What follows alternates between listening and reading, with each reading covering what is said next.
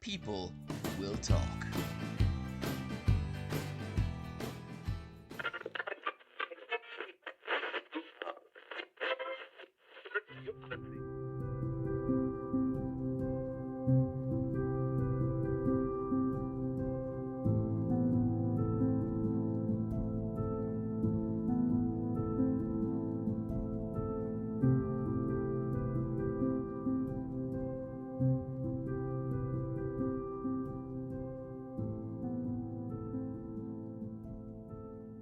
Welcome to the People Will Talk podcast, recorded on Bloomsday, June 16th, with the gentle hum of the city in the background as well. How are you? I'm very well, thank you. So, should we have a lot of things to talk about, but I think we need to make a public declaration that apparently the very first Bloomsday in Madrid is happening right today without our involvement, even though we did it last year. Yes. So, We've kind of done two things, really, haven't we? We have. Do with James Joyce. Does it sound churlish if I say I hope it's not a success? And it might sound slightly childish. I didn't say childish, I said churlish. Oh, okay. So maybe. So no childish at all. maybe both. Well, it's we're hustling like we are around the fair city of Madrid. It can be difficult sometimes because remember we did the St. Patrick's Day video. Yes, I remember.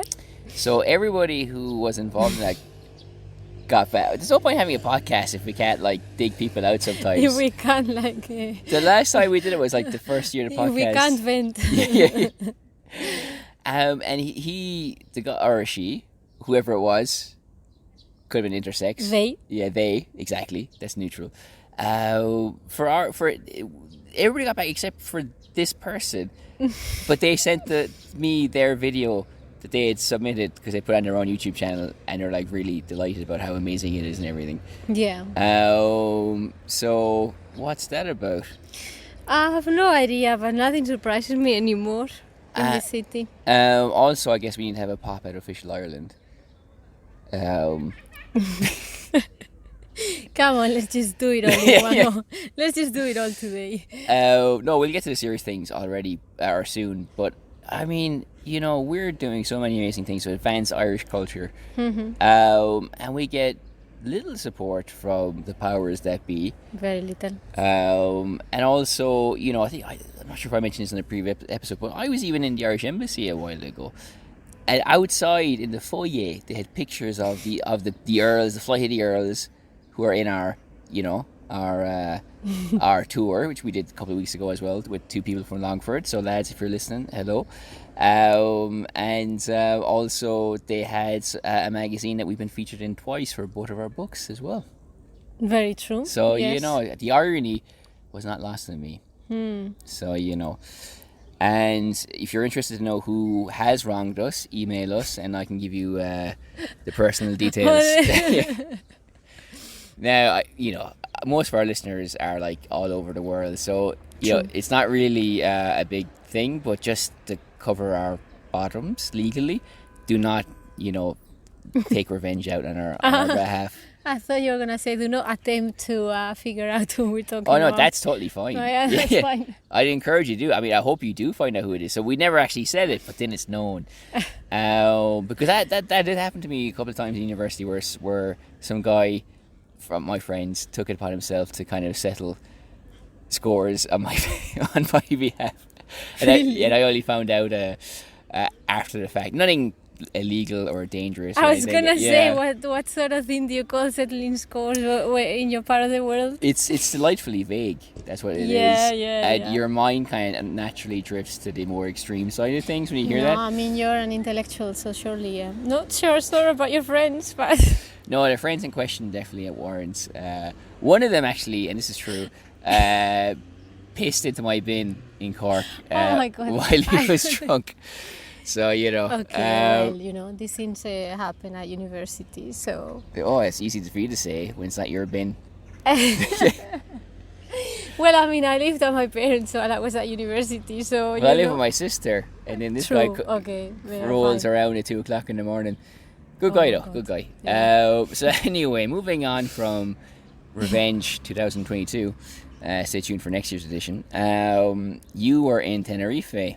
Yes, I was, and you- thank you for pronouncing that properly. I know, because we just heard Laurie Lee, the great writer, on the audiobook talking about Valladolid, which of course is Valladolid, and Blind Boy from the Blind Boy podcast always says Cordoba or something like that.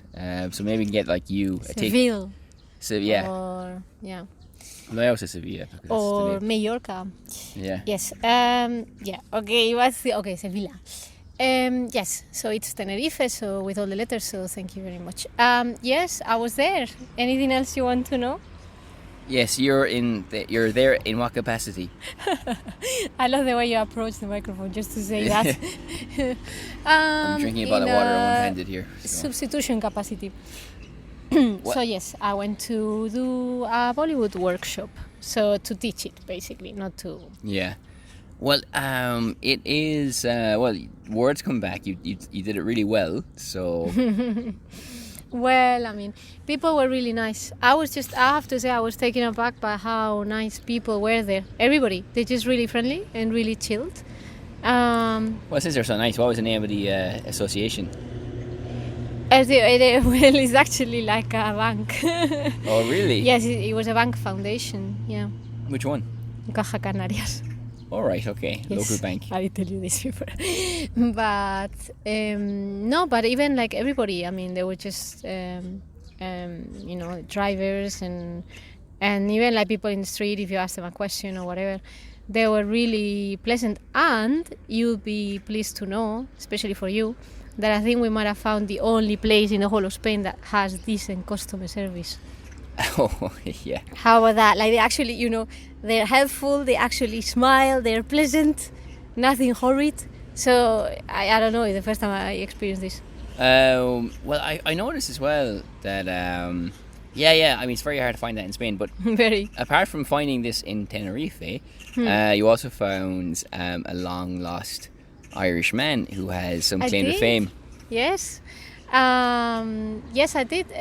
He was a trader from the 17th century who had to flee Ireland. Obviously, he was a Catholic, and then his family ended up in the Canary Islands. Why are you putting the microphone so close today? You're speaking kind of low. I'm not. Okay. And yes, and he actually built himself a few houses there, and he visited the volcano, he visited Teide, and he left an account of everything he did. And he even, actually I forgot to mention this to you, he even was shown some of the mummies, the Canarian mummies, they're famous as well. And he described how well preserved they were, how they had their teeth and the skin intact, and he was quite taken aback by that. That's pretty interesting. It was. Well, actually, just going back to the whole thing with the microphone in your face, if we were a more successful podcast, we could probably have a couple of producers. So, because you hear that sometimes in podcasts that are popular or more popular, where it's like, Jack, what are the levels like? Yeah, or can you speak closer to the microphone? So it's like a big computer and somebody in really? their ear. And Conan O'Brien's always like complaining about like people having those iced coffees from Starbucks and like the ice in the cup that's moving Really? around and all that kind of stuff. So Well, we have had that before with what was it? There was something. no, we did a podcast once next to a water fountain, and just for the whole thing was like shh sound. No, but I think sometimes like you make sounds without realizing, like tapping your foot or things like that. Yeah. Or yeah, well, we won't get into that. I do. Yeah. So well, I mean, okay. So Bollywooding in Tenerife, this Lost Irish Connection, which reminds us of the tour as well. As we mentioned, we had two guys from Longford who genuinely were very nice, father and son, and they gave us a tip.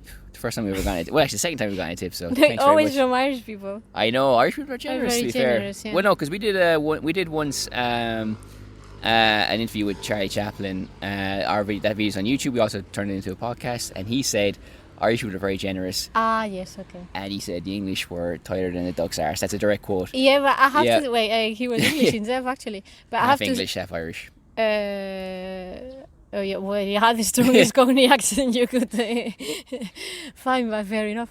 But I was going to say something about this thing of like the Irish people being generous. Oh yeah, that sort of like made you, feel obliged to also give a very good tip. What, me when I go to things? No, to him. To who? To him? Which person? Yes. Who? Charlotte. What? Chaplin. Chaplin? I didn't give him. Did I give him a tip? Yeah, you did. I did, yeah. Yeah. Now you remember. Oh, We call Chaplin Charlotte as well in Spanish. Oh, really? Yeah. Ah, okay. Fair enough. And in other countries, I think. Well, also, just as a nice kind of like circular way to end part one, we can say that the two boys went to the Sharon Core interview with Blind Boy, and let's just say we asked her for an interview for the podcast and she never got back to us. True. So on that note of bitterness. Here's the musical interlude and we'll be back momentarily for part 2.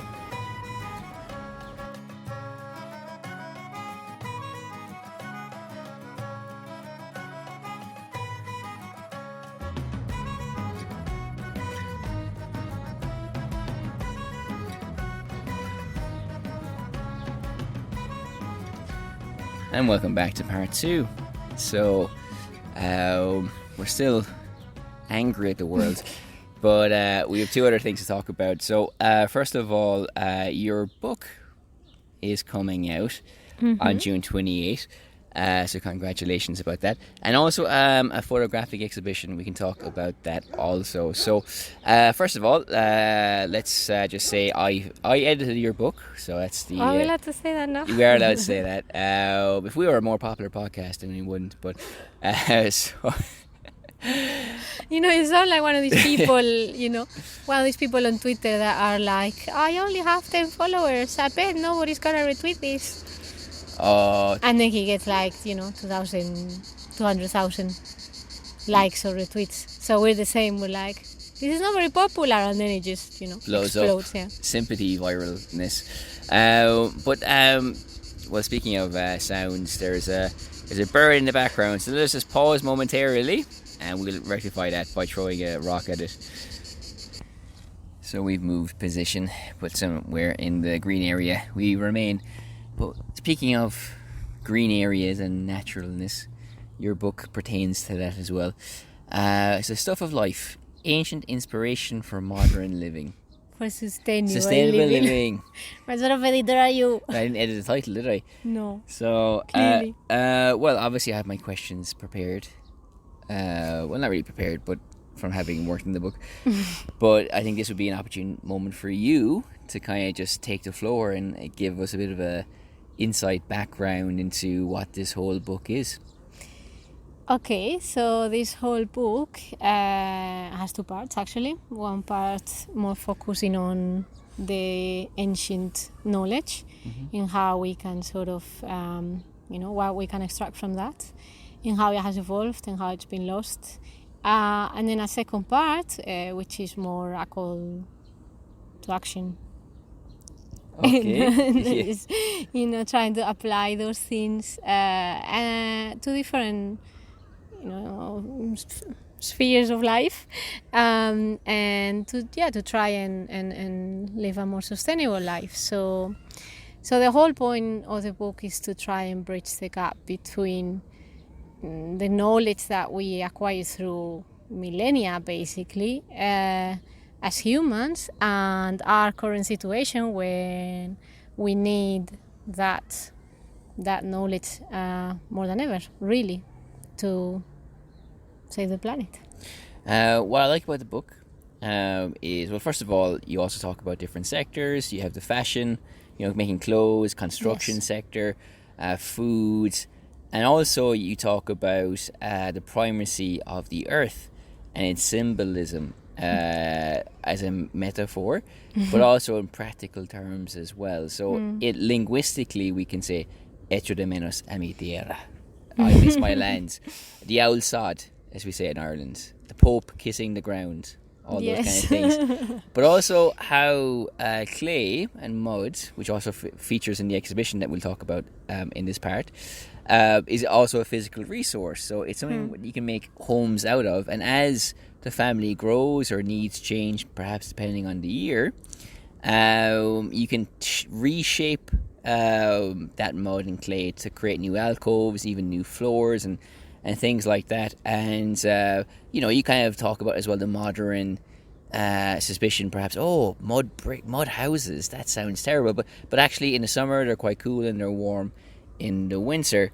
So that's one thing I do like. Also, I like the approach you take, because I think it'd be very easy to, like this uttering, or the indigenous people were amazing, and hold it up as a mirror to criticize our society, which to an extent I guess you are doing that, but that was something that which is legitimate, but you can see people in history like Benjamin Franklin did that. I think Voltaire also did it as well. Different people saying, well, look at our terrible modern society, modern for them because they were living in that contemporary moment.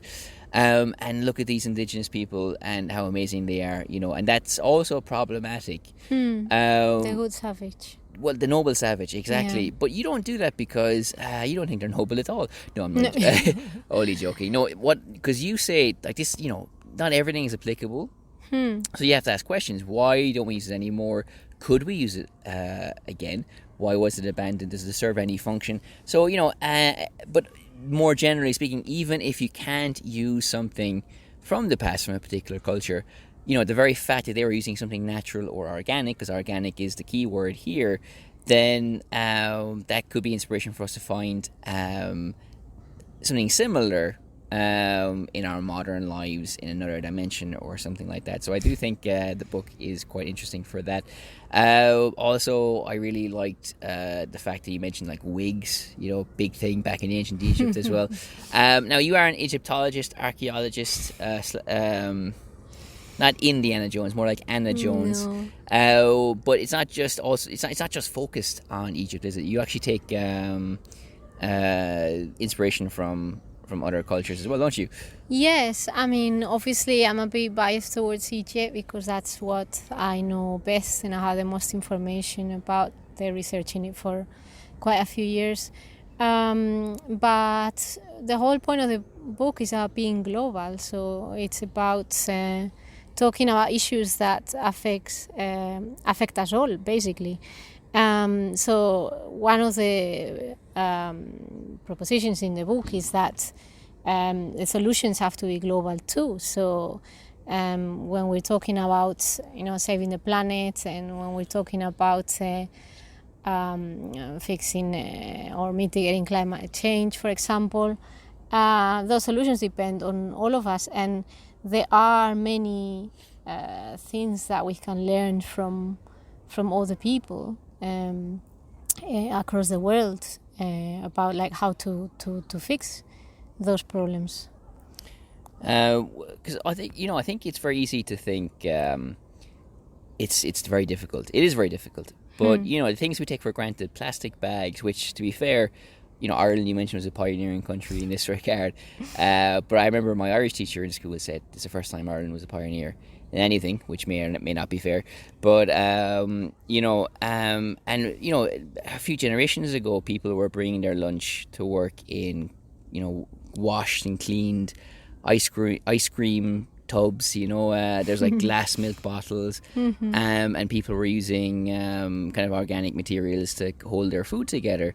Yeah. And what is interesting is we could go back to that quite easily, and also marry that with the latest cutting edge state-of-the-art technology, because now they're talking about maybe having the rings of a beer can, as you say in your book, made out of like biodegradable material that could actually turn into food for fish in the sea. So rather than trapping them, it nourishes them, it feeds them as well. So that I think is genuinely fascinating. We mentioned linguistically also, so there's a story, in language. I've had, as a teacher, you have this sometimes conversation with students where they think, well, if a language is dead, then it served its purpose and all that stuff, so adios, good luck, we don't need it, which I don't really agree with. But and a reason for this is because within the language there's codified lessons and things about the environment that are actually very beneficial. So you have a case study about that as well in Scotland and Scots Gaelic. Yes. Yeah, this feature in The Guardian, actually, there's a lot of very interesting contributions from The Guardian in the book. I only mention this to say that, the aim of the book is being accessible. So these sort of articles that you can come across in the newspaper that is a way of getting to people, getting this information across to people. If you have it only like in academic circles and,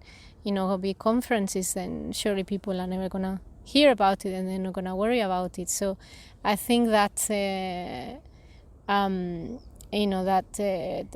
work of communicating the issue is very important. So this is also what the book aims to do in an accessible way. But going back to Scots Gaelic, just to do with the fishing industry, set of words about when the best moment is to fish, when not to fish, what things are acceptable, convenient, and so on. They're very much embedded in culture, and I think you can find that regardless of whether now you shop in Iceland or whatever, and you're not really fishing, going out to sea or anything like that. You might not even know where that word originates, but if you're a fisherman in Scotland, you're still using it. You may be combining it with English even. And that does happen in all of them, in all cultures. Actually, the other day, I heard something, and it's not in the book because it was only a week ago, but somebody was talking about crabs in India and about how basically there's a season where crabs should not be eaten because that's when they breed. So, there's a whole story and a whole legend related to, a sacred story, a religious story about why, the crabs are spared at this very moment and their connection with, the sacred and how they shouldn't be touched. And behind that is the fact that, they fish these crabs all year around for food, but they need to be untouched to be able to breed at this very moment. So it's really fascinating. Well, first of all, we used the Guardian a lot as a source for fake news. So they're well, for the articles about fake news, not to source fake news. Well, that's a good point. No, you mentioned that's not in the book, but I'm very happy you brought that up because there are other examples of that, like in Latin America, where you have myths around don't eat that plant, don't pull it from the ground. Yes. And on one level they're just great stories or great myths. They tell something maybe about who we are, as the way myths do. In a kind of abstract, what is humanity. But specifically, a lot of these myths, as you mentioned with the crab, they actually do say specific things. And by observing that and explaining it, it's the best way to keep the balance in the natural environment as well. So I think it's extraordinary. And also, there's an interesting section. You kept it towards the end. I think it was a good place to put it. How we can use urine and feces. Glastonbury. You mentioned Glastonbury, which is coming up. I think this weekend. They were pioneers as well. Normally, because the urine at Glastonbury gets a bad rap because it has traces of drugs, so it's bad for the land. But also, as you know, this is in the book. I was going to say I didn't put that in the book. But what you did put in the book is that by peeing these special urinals, you can actually power the electricity of the different things. I'm not sure it's a special urine, but no, a special urinal. Oh, urinal. Yeah. Okay. I was thinking special urine. Magic Don't mushrooms. teach me how to speak English, please. You're doing different accents. So no, but that is true. Okay, no, we can keep talking. Okay. Yeah, fine. We're in a park, but there'll be ambient noises. People walk past wondering why we're holding a microphone. And why we're talking about urine. Well, we did see a guy urinating into that is true. A plant. But yes. What? The key thing there was the urinal that had been made, and this is where technology and innovation comes in to use organic materials and even like our own produce to power. In that case, it was to power them. To power things. Power things. Yeah. Well, you use an interesting thing because like space exploration normally advances technological research, and the offshoots are things that we can use in our daily lives. But also something that they're experimenting with is using urine to grow yeast, cultivate yeast. That was yes. it, right? So it's kind of interesting to see how this... Don't give it all away. Oh, yeah, well, okay. Well, is there actually... Well, we'll talk about the exhibition in just a second, but is there anything else that you think, is pertinent, relevant for talking about the book and that captures its essence in a sense? Well, I think it's just the most important thing is to talk about this link and also to record, well, to make people realize about how important it is to bring both things together, but also to record, these traditions before they disappear, because actually day by day, they just fade, and once they're gone. It's like languages, no? Once the last person that speaks a language dies, we've talked about that before, no? Yeah. And that language gets lost, and that's it. There's nothing more to do about it. So still in our power to record those like essential traditions, really. Okay, well, the link to that book will be in the description. So congratulations. Thank you. Congratulations to you too. Well, if all goes well, we'll have another novel coming out next year as well, which I think we will. But we'll keep showing about that for the moment. Yeah. So now linking on a similar theme in a sense, because you are an Egyptologist. Not like Indiana Jones, but like Anna Jones. Have I said that already? You are? Yeah, I'm a bit worried about this. Neither. No Jones. Nothing to do with that. Treasure hunter. Not even Nora Jones, no? Okay, so basically, so you for your thesis, for your doctoral research, sorry, it's a fly in my ear, so I've lost the ability to speak. But basically, you documented the mud brick houses quite extensively in different villages in the north of Egypt, right? Also the south, perhaps, as well? Yes, Northwest Delta, and also some in the south as well. But in the Northwest Delta is where there's the least, basically, because in the south there's still some areas are reasonably preserved, but in the north, basically the norm now is concrete and red brick, and the strange thing is to actually find a mud brick. So, like, to the point that when you get to a village, sometimes you can ask where's the mud brick house, and then they'll just take you there because there's only like one or two at the most. It's a fascinating exhibition. It's available virtually. The link to that will also be in the description. But we are putting on physically either before the summer, if not definitely after the summer.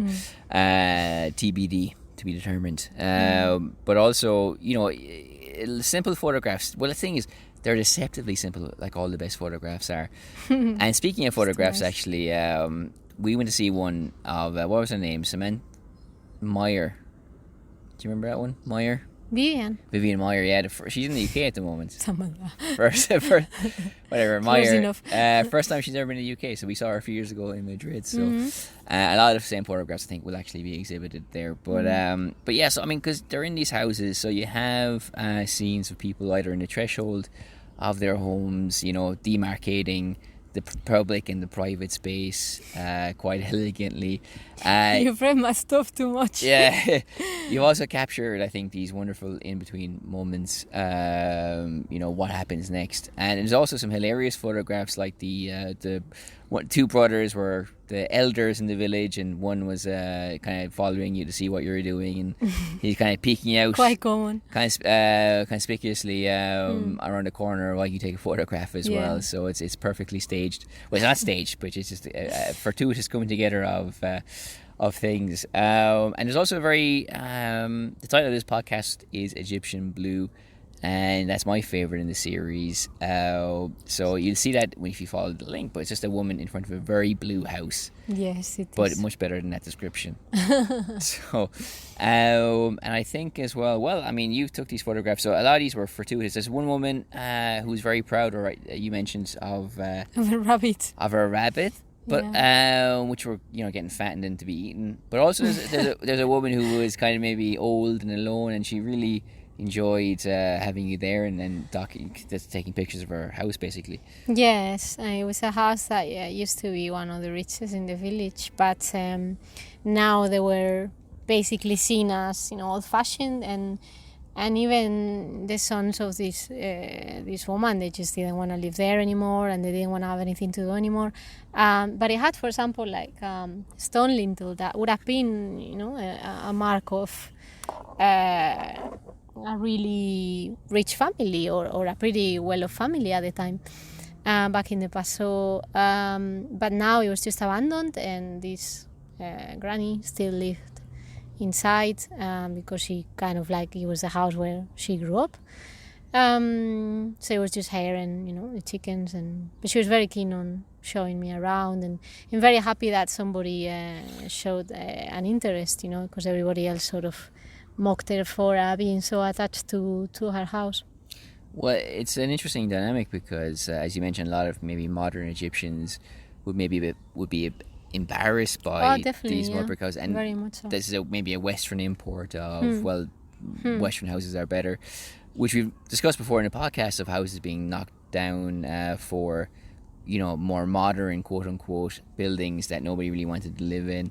And just been torn down, like which happens quite frequently in other countries. Obviously, in Ireland, a lot of historic buildings have been taken down, and in Bloomsday also a lot of Joycean buildings are being knocked over for anonymous and hotels and all those terrible things. So I'm just trying to think, like in Ireland, something that's really twee and embarrassing would be like a thatched cottage. And close to where I grew up, there's a village that's famous for them, and they're very popular with tourists and look very nice. But for the average Irish person, it's a bit like hokey or stereotypical. But maybe it's different because these thatched cottages were very functional, and then I don't think they got abandoned for something more modern. We just naturally build different types of houses. But here, the mud brick houses, natural material from the environment. Very functional, very efficient, and perhaps the turn into being embarrassed by it is all the more unfortunate because it's more of a consequence of misplaced ideas about what is modern. It's kind of like it's a mixture. I would say it's a vicious circle, because what happens is the Western trends and especially like with immigration in the 70s, when a lot of like Arab people in Egypt, for example, moved to another countries to work, brought back these materials. So there is all that, but then what that causes is that because people start building more with those other materials, then they start forgetting, or they start abandoning the traditional ones. And then, of course, what happens with that is that houses don't work as well. So, people complain, oh no, they're actually really hot. But they're really hot because they're not built properly anymore, because nobody knows how to do it well anymore. Mm-hmm. So it's not the material, is the way the knowledge has been lost. And that creates a vicious circle. People think they're not comfortable because they're not modern. They stop building them, and because they stop building it, they stop knowing how to do it, and you end up with like complete disappearance, and that's what the book wants to highlight. And the book, the exhibition. The exhibition, like that's what the exhibition also highlights, because at the end of the day, it's kind of like a tradition that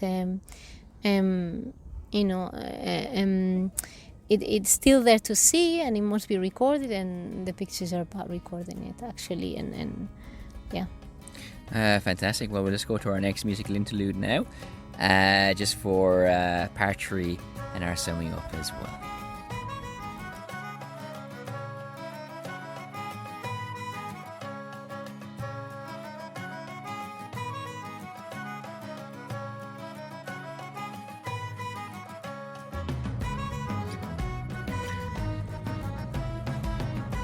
So welcome back to our final part of the podcast. So I was just thinking we could set up an anti-Bloomsday where we celebrate the brother of James Joyce, who apparently had artistic leanings and pretensions, but was pigeonholed by his parents into making a decent career for himself.